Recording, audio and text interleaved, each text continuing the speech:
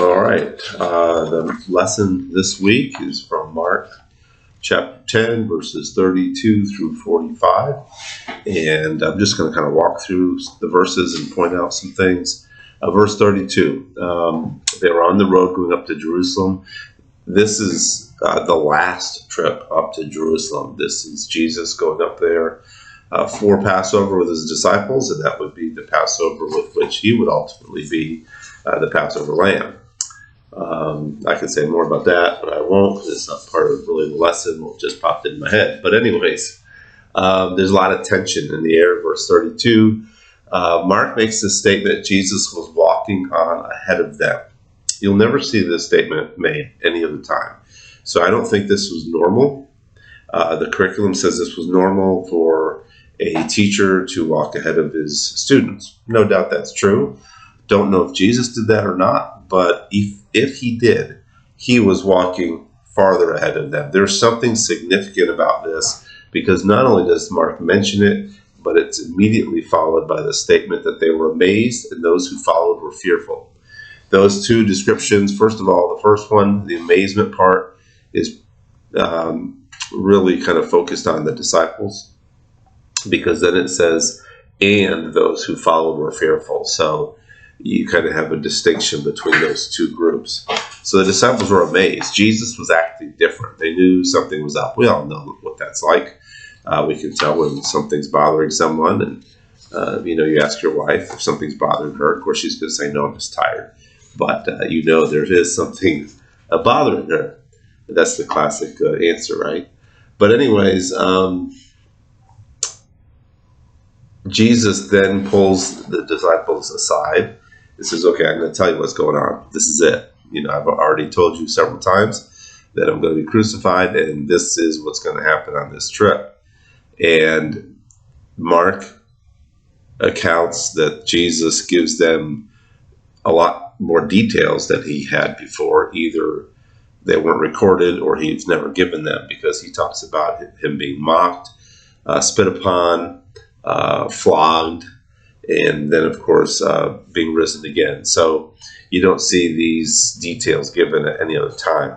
So Jesus again is preparing them for all that's going to happen in the next few days.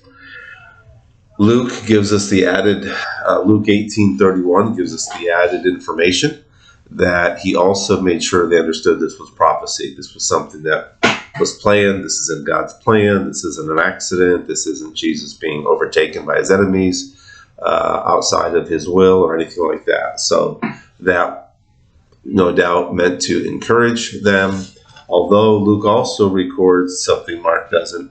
And I'm going to read the verse, Mark 18:34. But they understood none of these things. This saying was hidden from them, and they did not grasp what was said.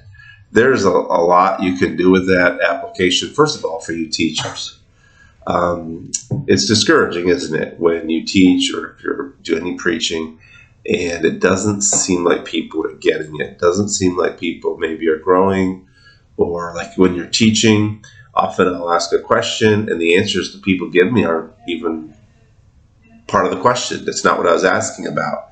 And all of a sudden you have this big discussion about something that's not even relevant to what you were trying to get them to see. So teachers, Jesus, the greatest teacher of all, was often not understood and certainly not believed in.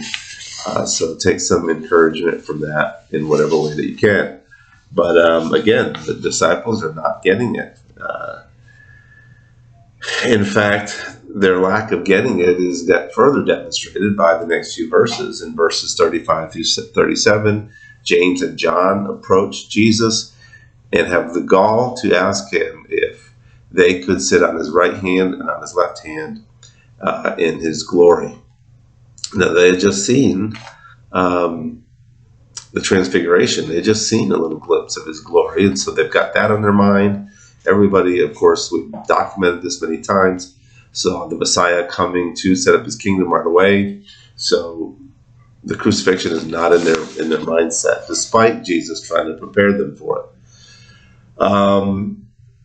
Sometimes the royal family or prominent friends or whatever would be given this privilege And many commentators believe, based on John 19:25 and some other passages, that James and John's mother was Mary's sister.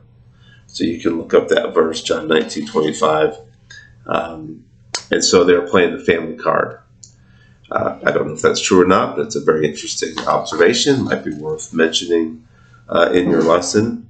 We also see the pride of these men in the fact that they were confident when Jesus challenges them and says, "Can you drink the cup that I am going to drink? Are you able to be baptized with what I'm going to be baptized with?" Both of those statements are metaphors for suffering and for the suffering he's going to endure.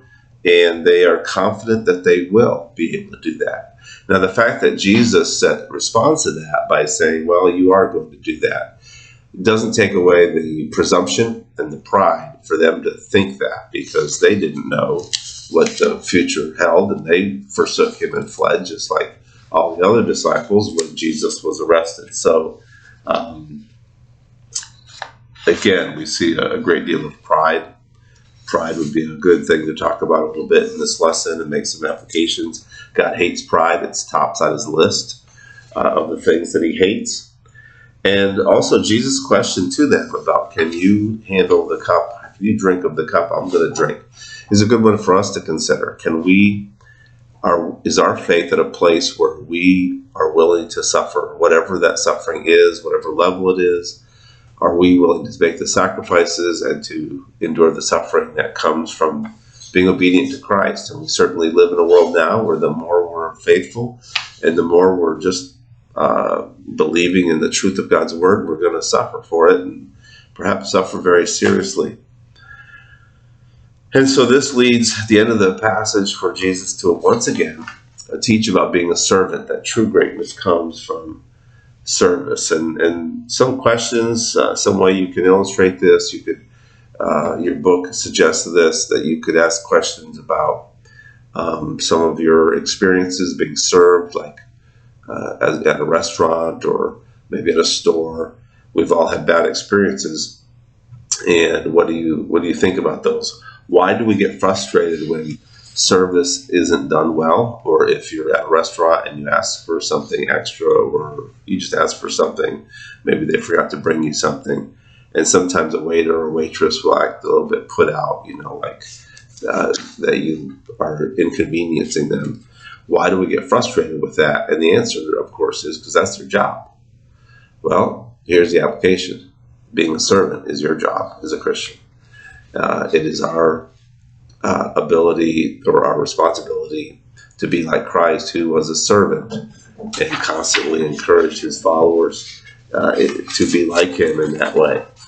And then one last thing, the book has a good exercise you might want to try, where you use the word motives as an acrostic, and they want you to come up with, or want your students to come up with, a word for each letter that deals with motivation or motives. I'll be honest with you, I've tried, and I'm not coming up with some of the words for some of the letters.